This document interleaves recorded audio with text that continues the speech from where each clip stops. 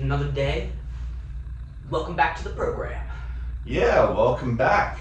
It's a great day. What are we doing today? Today we will be talking about our boy Julian Assange, who has been freed finally at last. You know, that guy was stuck in that Ecuadorian embassy for so long, I almost forgot he existed. Oh yeah, I did too. It was in London, right? The embassy? Yeah, he was in the Ecuadorian embassy in London, just kind of living like a rat in a cage. Yeah. I mean, how long was it? Like 15 years or something? Yeah, something crazy, yeah. Yeah, imagine being stuck in an embassy of all places for 15 freaking years. Yeah. I mean, that's pretty, whew. I think consular agents are probably some of the most boring people that you could be stuck with. Yeah.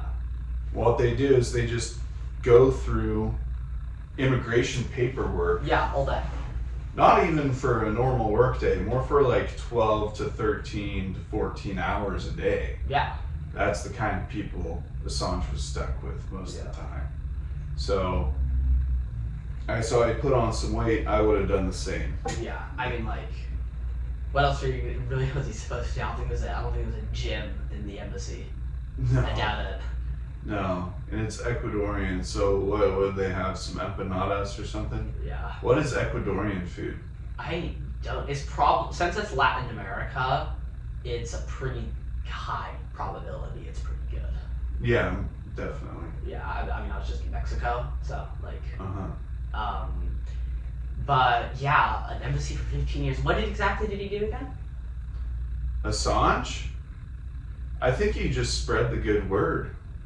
The good word of the Lord. Yeah, he got the gospel of Chelsea Manning and he disseminated it to the masses. Yeah. Just like Paul the Baptist. I'm pretty sure, was the main thing he leaked was over the U.S. killing civilians in Iraq. Was that the main story, or was it other things as well? Yeah, there was a whole menu of options. Of course, that was the most visible and sensationalist. So it got the most airplay along with conditions under indefinite detention and enhanced interrogation. Yeah. But there's a number of things. We'll cover it in our main segment. For now, what I want to know, Diego, is something that really pissed you off this week. What happened? What's in the news? I would definitely say a few things related to the Orange Man himself, Donald Trump. He was calling, I think the past couple weeks he's been calling for a debate with Joe Biden. Oh, yeah. He's been saying It's time for round 2 of the best debates we've ever seen. Yeah. Yes. This time with the mics. Hopefully they should unmute the mics this time, I think, and just let them go at each other. But I think the opposite is happening, right? The terms of the debate were dictated by CNN this round, and they're gonna only turn the mics on when it's someone's turn to speak, I think is what's happening. Yeah, unfortunately. Trump has been calling for Biden to do a drug test, which I find kind of funny. This doesn't sound new for some reason. It sounds kind of familiar. No, yeah, he's been doing this for a long time. Honestly, if anyone is going to be on drugs, I'm assuming it's Trump or the Wall Street Journal. I saw an article this morning that said something like Trump now represents the normal candidate now, the candidate for normalcy. Uh-huh. And I'm like, what? I mean, after all he's done, after everything, after January 6th, after Roe v. Wade, after the border, how he handled the border, all of that, and you say he is the normal candidate? I think that's something else. Well, you know, if we're saying normal is average, and you look at the average American, I could maybe see it. I mean, yeah, definitely a little more to the right, I would say, for the average American. Oh yeah, but also, you know, self-entitled, a little bit aggressive. Oh yeah, definitely. Not necessarily very honest. I mean, I'm not being fair to the American people, but at least when you see the Karens and the Boomers blow up online, not many neurons are activated in those brains. No. Very wrinkled brains. but the lizard brain lights right up. That primitive brain, Yeah. yeah. There's like a lizard really gets part of the going. brain that just activates. Exactly, yeah, that core ooga booga style, you Yeah. know, stem cell, Yeah. singular stem cell back in there. Yeah. Yeah. Something that pissed me off, probably,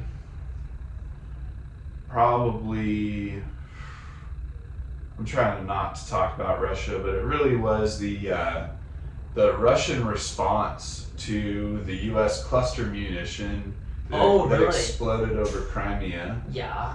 5 U.S. ATACMS were launched by Ukraine at targets in Crimea, Yeah. and Russian air defense blew up 4 and knocked a 5th one off course while they were going over the sky. Which is a good a rarity, judging Russia's air defense track record this war. Yeah. Hasn't been super good. Yeah, the converse side of this is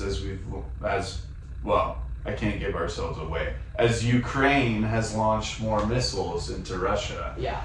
we're seeing that their air defense actually is not all chalked up to be. But in this case, about 150 civilians were injured, and Russia's saying, oh, there's going to be hell to pay for the United States. There's going to be consequences. And this is the first time that really Russian civilians have been in the crosshairs of anyone, even though Ukraine wasn't specifically targeting them. They were casualties. Yeah. It's like, you're going to start a war. You're going to indiscriminately shell and launch missiles and artillery at civilian targets in Ukraine. Your soldiers are going to be documented doing war crimes, including male-on-male sexual assault from soldiers to civilians, and all sorts of other heinous acts that the Russians are committing. And you have the audacity to turn around Yeah. and get upset over what is essentially a fluke under a war that you started. Yeah. So that pissed me off. It's Yeah. just, I think it would be appealing to that certain crowd, that very much like the herder America always bad. Which, Mhm. I mean, to a credit, that crowd isn't entirely wrong, but a fair argument can be made that you should also acknowledge that we live in a society, in a country where we can actually say those things openly without going to, gulag. yeah, without going to gulag. I've Exactly. never been to gulag. Great summer retreat. Yeah, I hear it's kind of nice in the summer. Yeah. Now it's time for our sponsor. Our sponsor this week is... Once again, I don't think we have a good sponsor anymore. Our sponsor this week is the WNBA, Oh, yeah. Women's National Basketball Oh, no. Action Association. I mean, it's a lot of people don't call the WNBA, pun intended, but it's not all that bad. Hey, they got Kelly Clarkson, new star. Yeah. I She's guess. driving more viewership than LeBron James right now. Pretty She's sure, yeah. dominating the league. In fact, all the tall girls are so threatened they feel the need to foul her constantly now. Yeah. Is what I'm hearing. But WNBA, best sports league in the world. By far. Up and coming, I would say. Definitely an up and coming league. I mean, seeing it's really gaining traction. Yeah, you can buy your tickets online and get front row seats, probably for a pretty good deal. WNBA. Yeah, WNBA. Yeah. So, with that out of the way, Julian Assange. Julian Assange, what a guy, what a hero, What a hero. what a man, what a traitor. Goat. So I just want to open with this. Hillary Clinton is documented talking to the State Department. She says, quote, "Why don't we just drone him?" End quote.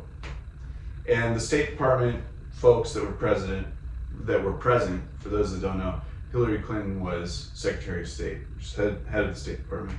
They laughed thinking she was joking, but she continued on. She says, He's a walking liability. He's a soft target. There's no nation that's going to come to his defense or aid. Why don't we just drone assassinate him? Yeah. Yeah. I mean, that's a pretty, the audacity to say that is kind of, seeing America's track record with drone strikes, it's not, terrific either. But I think that at the time she said that, I believe he was in the Ecuadorian embassy. Yeah, something like that. That would cause horrific political ramifications if the U.S. bombed the Ecuadorian embassy. They did it with China, but at least with China in 1999, when they bombed Yugoslavia, the U.S. did bomb the Chinese embassy, kind of on accident-ish. Well, no, they didn't bomb it on accident. They bombed it intentionally because in the basement they had shot down an F-117 stealth fighter, and the Chinese were hiding it in the basement. The U.S. tried to blow it up. But again, bombing just out of the blue, not only bombing an embassy, but also bombing an embassy on not only a very close U.S. ally, but also a NATO country. Yeah. I can see horrific political ramifications for that. I don't know if he was in the embassy at the time, but if he was, clearly that would be an act of war, because an embassy is considered sovereign territory Yeah. of another country. But let's back up. Who was Julian Assange, and why do we care, and why is it free? Why is he free? So back in, I think like the 2010s, early 2000s, I believe, he started a website, the infamous WikiLeaks. Like Wikipedia, but for leaks? Leaks, yeah. Compiling leaks of typically classified government information about, most of the time, not so savory things that the government didn't want to get out. So this is not your plumbing leak. No. This is secret government information getting out to the public when it shouldn't be. Yeah. Or really damning information. It's a part of it. It's called open source intelligence. It's intelligence that's done usually by bored white people that have nothing else to do, and they will comb through releases governments have released, typically on days when a celebrity has died or something like that. The government will release a lot of stuff, a lot of information, so it goes with the radar. So that's what those people look for. I wouldn't really say he's an Edward Snowden. I don't think he had any background in intelligence or any intelligence agency. Because Snowden came from the inside. Yeah. He was working directly for the government in this national security agency. Yeah, I leaked a bunch of stuff and then went to Russia. Right. But Assange had, I don't think, any real involvement with the government. So he owns this website, he wants to spread information. How does he acquire information to leak? I believe, I'm not entirely super familiar, I think he had people on the inside, or, like I said earlier, he was getting stuff that was released on, word went under the radar, or people on the inside. I'm not super familiar, but I'm pretty sure that's what he did. There was one major source, which was Bradley Manning at the time, and then she transitioned to Chelsea Manning. Yeah. During her trial, she made the transition, which was incredible. But that was an intelligence analyst with the United States Army. Right. And Chelsea Manning leaked about 400,000 documents, many of which reached the secret clearance level.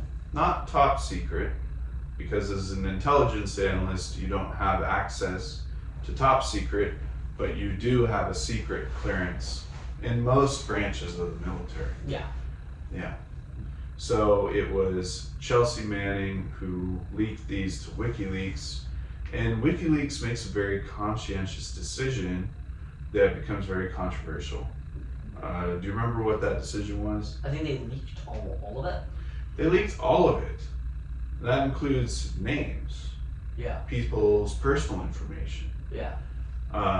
There's, Everything. yeah, there's no attempt to censor or withhold any information. And Diego, what's the consequence of that for those people that were involved in those documents? I mean, if you're a part of the more unsavory bits, the killing civilians, the torture, your life is basically over.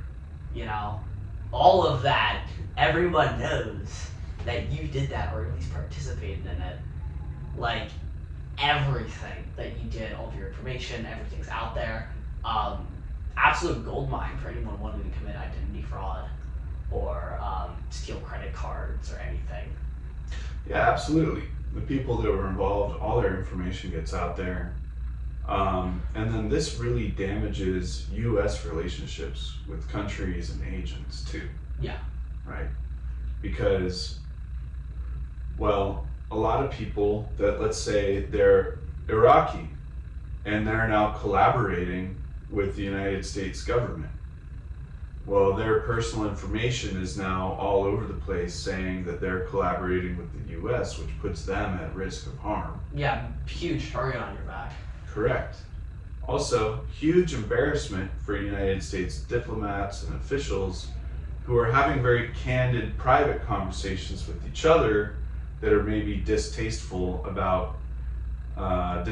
opinions about other leaders. For example, during this time, there's a lot of frustration with Pakistani intelligence forces that seem to be double dealing on the one hand with the United States and Afghanistan, but on the other hand, actually supporting the Wahhabi groups in northwestern Pakistan that were crossing over and aiding the Taliban in Afghanistan.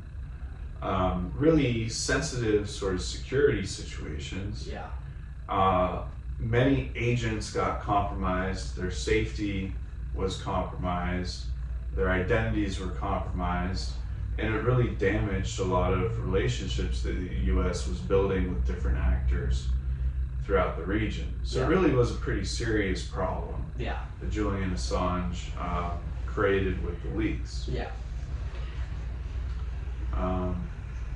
Yeah. And then being the filthy traitor that he is, the U.S. shortly after went almost berserk after him, almost like Fidel Castro levels of trying to take him out. Yeah, that's 100% correct. The U.S. saw him as a huge liability, right? And that brings us back to the statement by Clinton, Yeah. where the Secretary of State is actually waiving the option, the terminal option, in front of everyone's face, saying, "Hey, what do you think about this? Let's go blow him up." Yeah, let's go do an Obama on this guy. Yeah. Give him a Yemeni wedding party." Yeah. So pretty incredible. And there were two main things that really shocked the U.S. public. I mean, it's one thing to have the names of agents and embarrassment and all that stuff, but there were two things, and that was the treatment of Iraqi detainees and the exposure of so-called black sites under the CIA, and also civilian deaths in the war in Iraq. And I think the US public didn't really have a clear picture on what really was happening. So what was going on with those two aspects? What did the public learn exactly from these leaks? So, after the leaks, starting with the black sites and the enhanced interrogation, the first time the public knew that the CIA had thousands of black sites across the globe, and were actively torturing people to extract information, a lot of the time getting false confessions, I believe, out of people, doing some pretty unethical things, as well as, of course, killing civilians. There's an entire Wikipedia article, it's a long article on, if you care to look yourself, on civilian deaths in the War on Terror. A lot of this was kind of swept under the rug by the military and the Department of Defense. only really coming out after these leaks, and kind of the amount of sentiment against the war in Iraq skyrocketed after that. Yes, definitely. You ever seen the images of the men in orange jumpsuits with the black hoods? Yeah. And what's happening to them? I believe it was kind of isolation, torture, or a variety of things.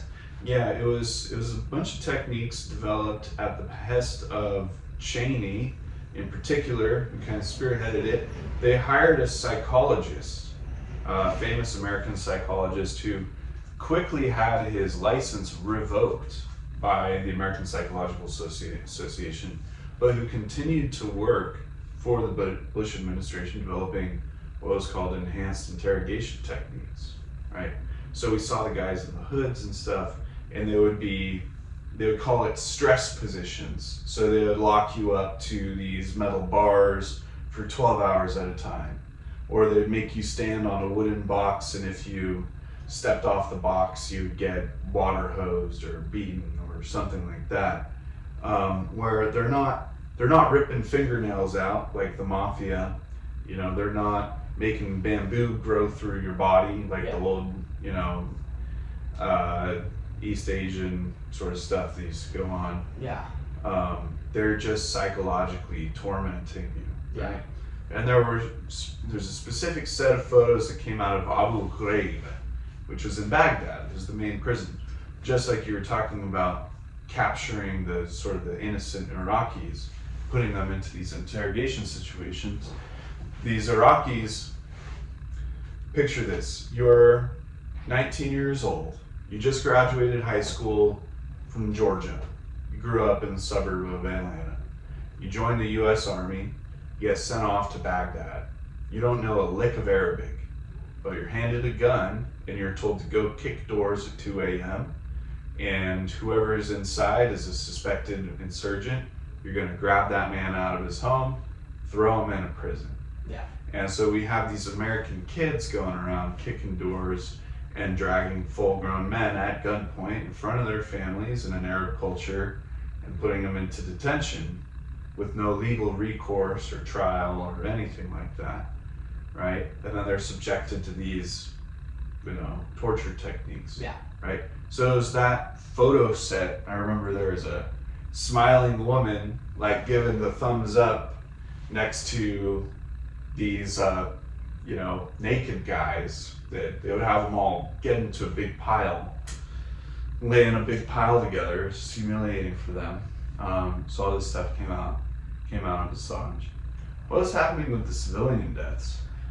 A lot of it was typically either accidental or sometimes even on purpose. A lot of it was, like I said, whenever you give a 19-year-old an assault rifle filled, gassed up on propaganda and tell them to go kill them terrorists, oftentimes they, kill civilians and kill a lot of them. Really damning for the U.S. military, which wanted to present itself as like the good guys. Yeah. And a professional good guy force, definitely not, slaughtering civilians wholesale. Yeah. A lot of photos came out from the WikiLeaks, incredibly damning photos. A lot of the perpetrators typically were not court-martialed, to my knowledge. No, that's correct. Yeah. And was an incredibly bad look for the military as a whole after the leaks. That's right. There were two sort of in particular. There was one where during some sort of a celebration, a group of either Army, infantry, or Marines came under fire, and it was unclear, but there was this big crowd, and the commanding officer ordered his troops to actually fire into the crowd, which was a crowd of civilians. So he ordered to return fire, but return fire onto a crowd of civilians. Yeah. Resulted in mass casualties. There's another one, an Apache pilot radioed in that he had see guys with weapons. And it turns out it was camera tripods. They actually ended up gunning down 2 Reuters photographers and a number of other civilians. And when a van came to pick up the wounded, the Apache lit up the van as well. So Yeah. 2 pretty high-profile instances. So why is he free? What happened with that? So he went to Saipan, which is a U.S. Territory, and he took a plea deal, which I think allowed him to dodge jail time. I'm not entirely sure, and kind of extradited him back to Australia, where he shall be a free man. Yeah, which is his home country, right? Yeah. Yeah. Those dang Australians, man. Always, Land under. yeah, land down under. Yeah. Originally, it's kind of poetic in a way, because Australia originally was a penal colony. Yeah, right, exactly. Yeah. Good old Aussies say they have a history of kind of doing whatever they want. Yeah. Yeah. Doing it in their own unique way. Yeah, that's for sure. Edward Snowden did not get that luxury. He went to Russia of all places. No, he didn't. Yeah. Is that comparable at all, the Snowden versus the Assange case? I don't think so. Yeah, they're pretty different. I think they're pretty different, Yeah, because Snowden had a deal arranged with the Russians yeah. prior to leaking anything, because he knew what was coming for him. Yeah. Yes. And I think that was after Assange as well. Yeah. Right. So after that very heavy topic, maybe we should do something more lighthearted to finish up, so we don't land on a bummer, downer. You think it's time for our glorious hot takes for DPRK? I think it is our time for our glorious hot takes. Okay, for those that are unfamiliar with this segment, either me or Diego defends an authoritarian ruler or policy in the world as being a great success. Very nice. Great success. And the other person needs to try to disprove it, basically, until our time is up. It's my turn today. Yeah, I think it's And right. my favorite authoritarian today is Hugo Chavez of Venezuela. Ooh. I think that he is vilified way beyond what needs to be done. He's a good guy. All he's trying to do basically is use the resources of his country to grow the wealth and prosperity of the people that live there. Yeah. But it's the problem of the United States because that means nationalizing particularly the oil and gas industry. Yeah. And the US, under the Monroe Doctrine since the 1800s, we've always thought of Latin America as our backyard, and we reserve the right to go meddle in those countries to make a beneficial environment for US commercial interests. Chavez has taken a perfectly reasonable stance, trying to use the resources of his nation to better the lives of his people. Is he draconian? Sure. Is he undemocratic? Sure. But under the pressures of imperialism, you gotta, trim the fat a little bit. You can't have all the political luxuries of a state that's left unmolested by the rest of the world. You gotta be strong, a strong leader. I mean, I feel like I've seen this one before. This I will use my country's resources to make it great again. Yeah. Hitler. Well, it was working. Kind of. He just overextended. Sure, whatever that means. I'm not gonna defend Hitler here. I'm not gonna do that. But I mean, I'll grant you this. I think a lot of people in the West, especially in America, think socialism is why Venezuela has horrific inflation. No, it's because of U.S. sanctions. I'm not going to deny that. But also, Venezuela also kind of actively participated in that inflation and now has inadvertently converted to the U.S. dollar. Hey, yeah. I mean, U.S. dollar makes the world go around. Let's not kid ourselves. I think the best move that Chavez is making right now is annexing most of Suriname Yeah. because a lot of oil's there. Yeah, it's a very American move of him. I know. And it's kind of generous to the people of Suriname, allowing them to become a part of the project of Venezuela. But Suriname and Venezuela are two totally different cultures, though. They're two totally different people. It's infringing on a sovereign nation's territorial claims. Yeah, well, I think the ends justify the means sometimes, and Chavez has my vote of support. But you don't live in Venezuela, you can't vote for him. Yeah, that's true. You can't vote for him, but well, I could vote for him. You could move to Venezuela. I wouldn't want to. You could live like a king. You move to Latin America and live like a king. Yeah. Yeah. Sounds like the life for me. Yep. Yeah. Next time doing Javier Milei. So how did I do? Was that convincing? Sure. Sure. Sure. That's good enough. For president.